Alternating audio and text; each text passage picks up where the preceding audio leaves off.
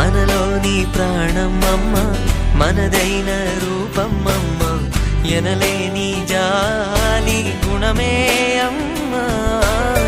నడిపించే దీపం అమ్మ, కరుణించే కోపం అమ్మ, వరమిచ్చే తీపి శాపం అమ్మ.